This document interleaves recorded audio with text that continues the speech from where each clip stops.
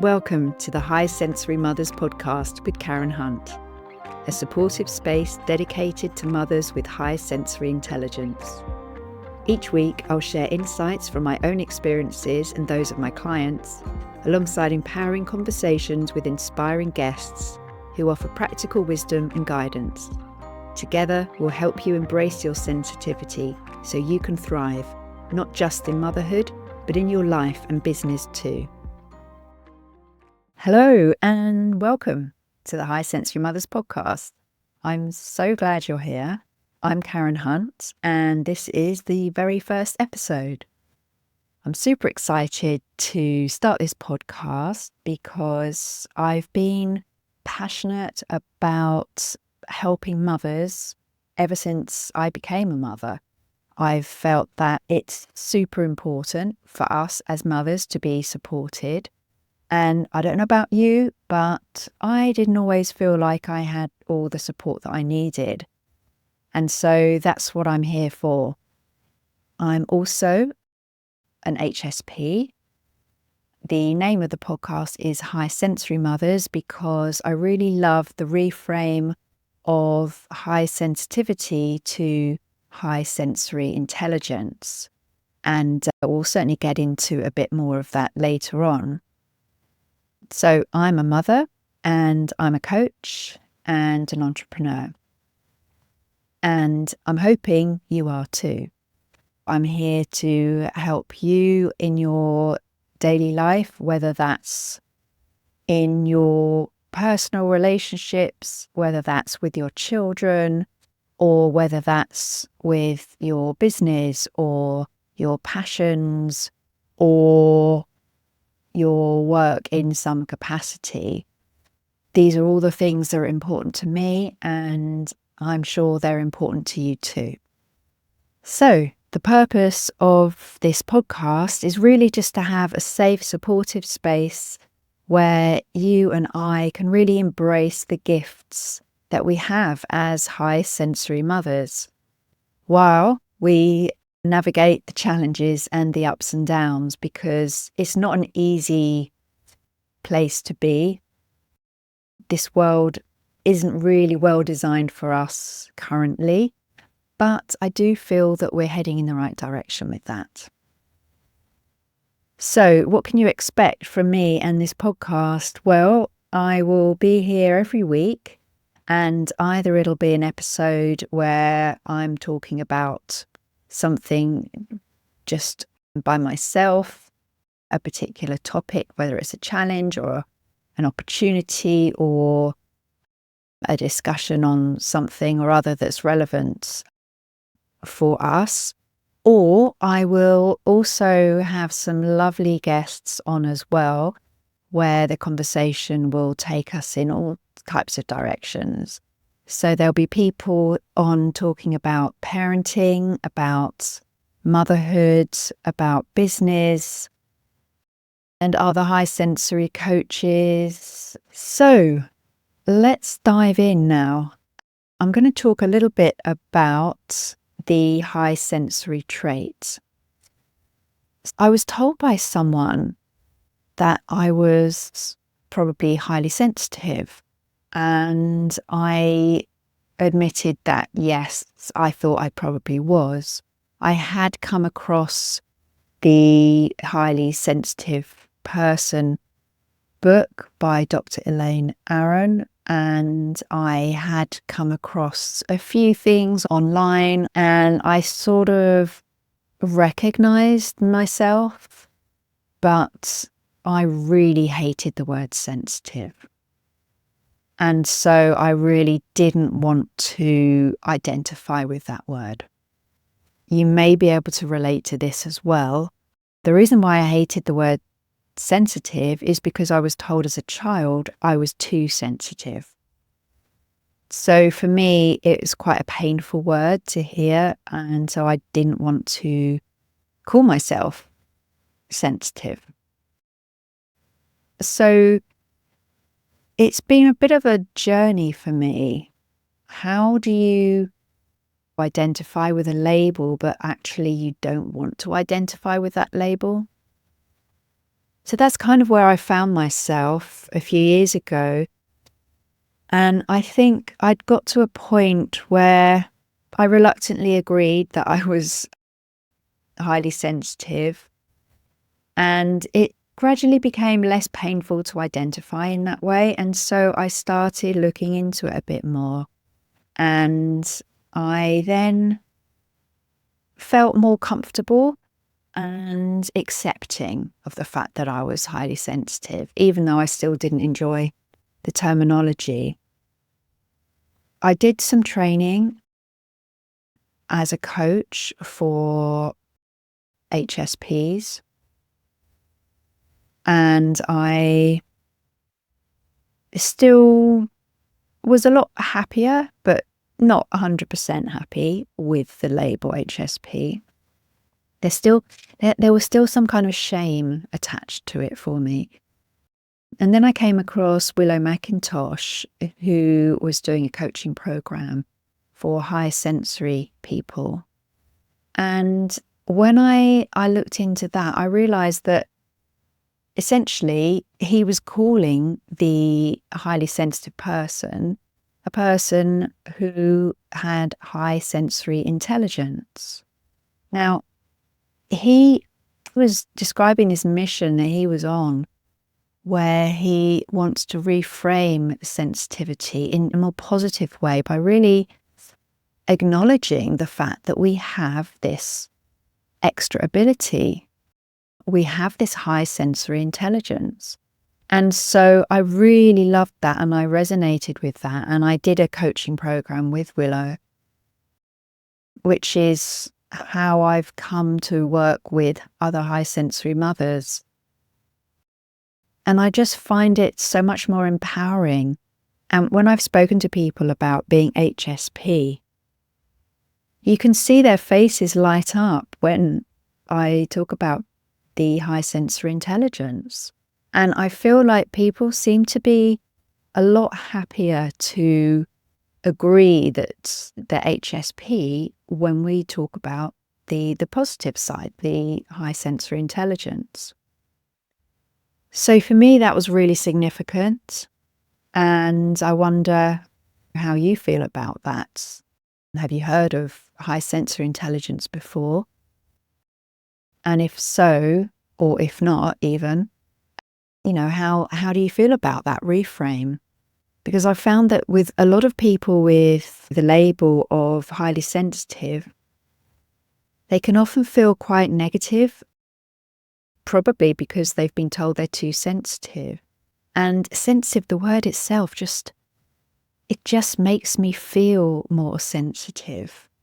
And it makes me focus more on feeling too sensitive. I feel my whole body kind of close in and get smaller and tighter, and almost feel like my skin feels more sensitive, my body inside feels more sensitive.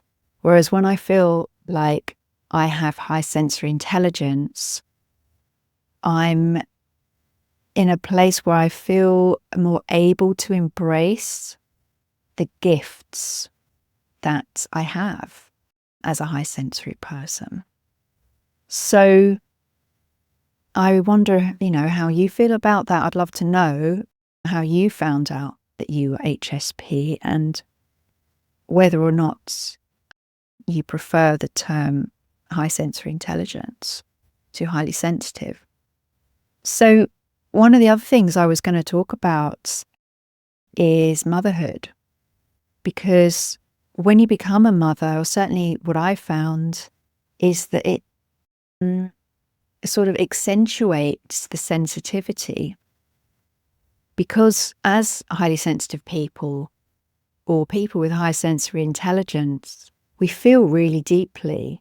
And so when you're feeling really deeply as a mother, it's really, really intense. Because obviously all mothers care about their children. But when you're HSP, it feels like it goes to a deeper, deeper level. And of course, there's the joys that come with that. We can really experience highs, but we also really experience the lows. I remember with my first child, when she was a few weeks old, she was really suffering with colic. And there was a day when I was by myself with her and she just couldn't stop crying. I tried everything. And in the end, I just sat down on the floor with her and just cried.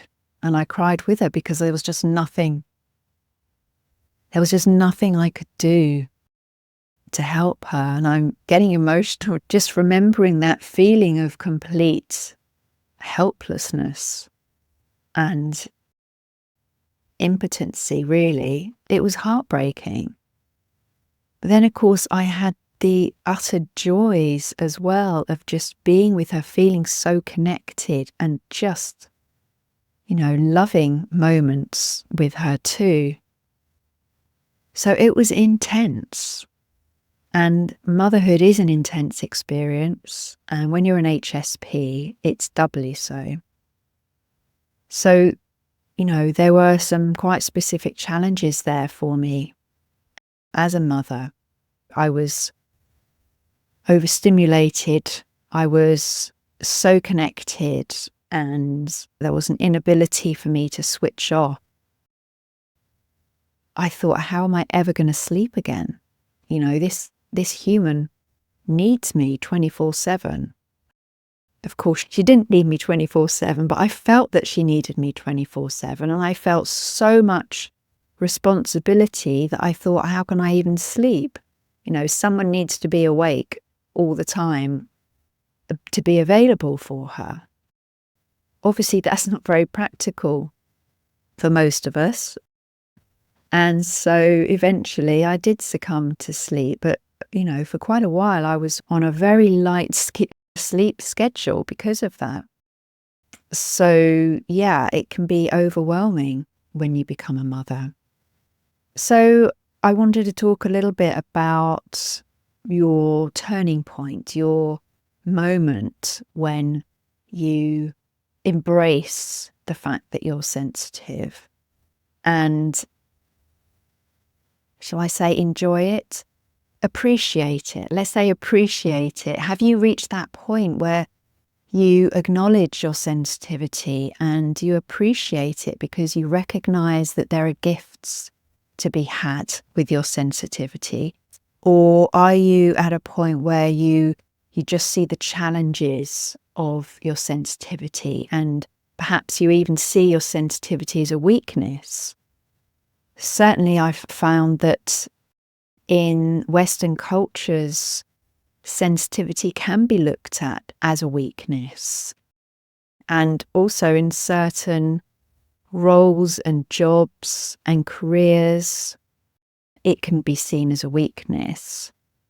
But there are other places around the world where your sensitivity is more appreciated. And of course, it is seen as valuable in certain careers as well.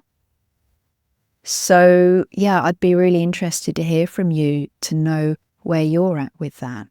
And, if you're still at that point where you see it as a weakness and a challenge, that's okay. I think, honestly, most people do still feel that.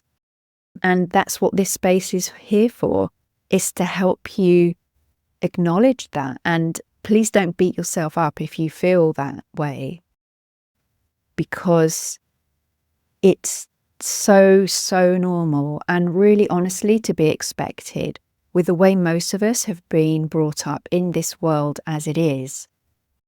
It's unlikely that we were told as children and young people how amazing our sensitivities are. So if you have had that experience, that's amazing. But I think, you're in the minority. But as mothers, we have the opportunity now to change things for our children. So often we find that our children can be HSPs as well, or otherwise neurodivergent. So that's very common. So yeah, this is a great opportunity for us to make sure they understand, because the wider world still isn't that great for us as HSPs. So ultimately, it's our responsibility to understand that and to do what we can to make life better for ourselves and for our children and others who are HSP. And there's a lot that is within our control.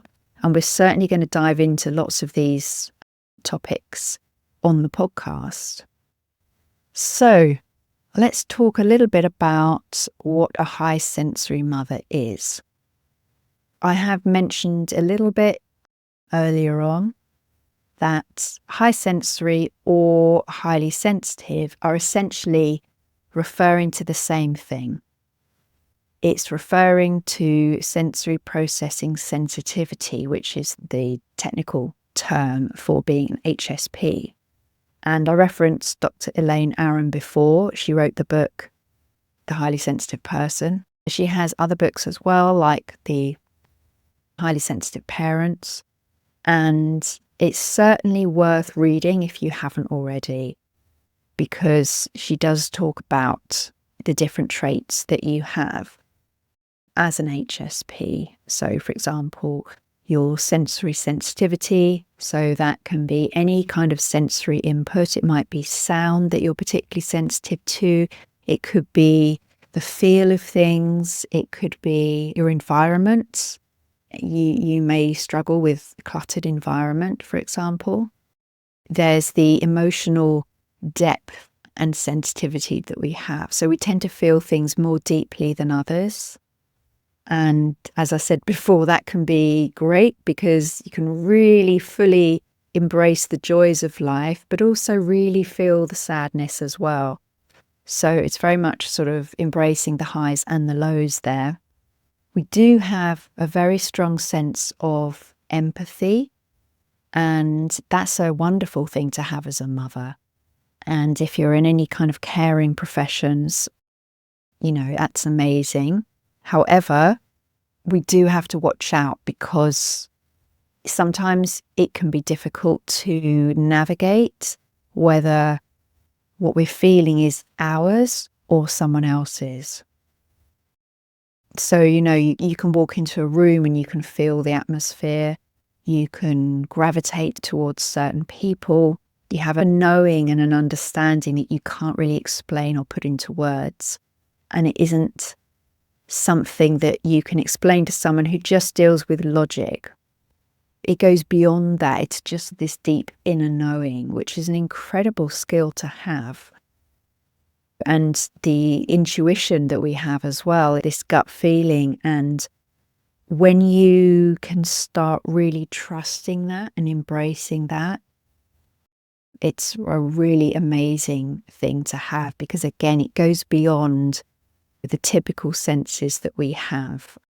There's a deeper sense of knowing. So there are some amazing gifts that we have. And I don't know if you're aware, but about 20 or more, we think it's getting closer to more like 30% now of the population have this trait of sensitivity, the HSP trait. And it's a genetic thing. And it's not just in us. As in, it's not just for humans. This is found in many other species as well, which when you think about it, makes so much sense. And so they're the ones who can alert the rest to danger signals or to opportunities. And so it's an incredibly useful thing to have, which is why it's so important for us to embrace them and make use of them and make sure that non-HSPs understand this. Because we know stuff, we can see things happening. We just have this understanding that we may not be able to put into words or prove to somebody else that we're right, but we generally are when we listen to this. So if non-HSPs understood this and appreciated it, then they would see the value in this trait because yes, there are some downsides in the society we live in, but there are also the upsides. So The common sort of experiences that we might share as a high sensory mother is overwhelm. It could be that it's noise, which of course, when you've got children, can be really challenging. The chaos, whether that's the physical clutter. Obviously, when you've got a child, there's tends to be a lot of stuff that needs to be done and they tend to have. And that can be really overwhelming. And busyness. I mean, there's always so much to do. So again, that's a danger point for us. We've got to watch out for that. On the more positive side, we have these deep emotional connections with our children and empathy for them. So, I remember when my babies were babies and, I picked up on the feeding cues really quickly. So I understood the smallest sound, the smallest movement. I knew when they wanted a feed. And I was able to feed them before it escalated to an awful cry. I'm sure you're like me. It's really quite distressing when you hear a baby crying like that and you just know what it needs and it's not being given what it needs. So that's a great skill that we have, a great ability. High awareness of subtleties. So, as I said, with my babies, I knew when they needed to be fed. I knew what they were feeling because I could just pick up on those subtle cues. And we can do that as our children get older as well. We just know. We can read them really well. We can notice things when they've got a change in a mood, when the atmosphere is different. We know when something's up. There are strengths and there are challenges to being HSP. It's not all bad. It's not all about the weaknesses and the challenges. It's about the strengths as well. And there's beauty in that. There really is. And it's a matter of working through it to get to that point when you do embrace them. It doesn't mean that you won't still get the challenges, but as you start accepting the challenges, you find ways that work for you to help you manage them better. And there are lots of ways you can do that, and I'll certainly talk about that in more detail in future episodes. Yeah, so as a high sensory mother, think about your parenting style, and that can be different. There isn't one parenting style that works for HSP mothers, but we do tend to really feel like we're in tune with our children. And what helps there is really connecting with your own intuition and your empathy and also your creativity. I certainly found that when I had children, I had to get more creative. I've had experiences where both my children struggling. They went through a period when they were struggling with each other. I think one was getting a bit too old to play and the other still was in that period of wanting to play. And so they were clashing because they didn't both see the value in the same things at that time. So that was really quite a challenge for me because I was trying to navigate keeping them both sort of happy and fulfilled in the things that they both wanted to do, while also juggling a business and the household and helping my husband. So there was a lot to deal with. And I remember one day I was so proud of myself. I literally felt like I could navigate through preventing World War III. Like, that's the level of negotiation and discussion and everything with my children, to the point that I was super proud of myself. And then my husband comes in and he has no idea what I'd been dealing with for the last hour. And everything went a little bit askew because he didn't appreciate what I'd managed to deal with. And then he comes in and says, let's do this, let's do that. And I was like, oh no, you're kidding me. Do you not realize what I've just been doing with this situation? But anyway, these things happen, don't they? So you do have to get creative, and we do tend to be creative. So we don't just have to rely on old-fashioned ways of dealing with situations. We can get creative. Some of the common challenges that I find high sensory mothers have is overstimulation, when there's just too much going on. A difficulty in setting boundaries is really a big one. I know I certainly struggled with that for a long time. And it wasn't honestly really until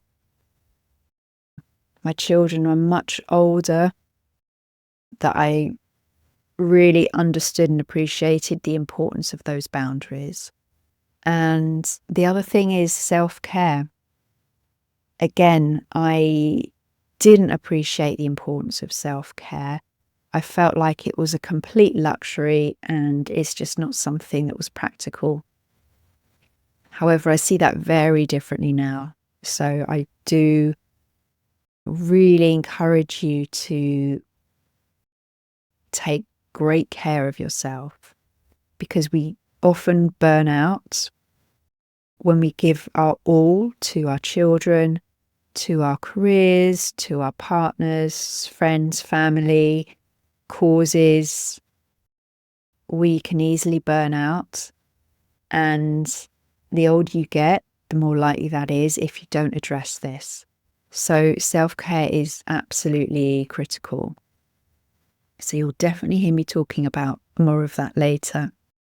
So just to finish up a little bit here, let's talk about how you can support yourself as a high sensory mother.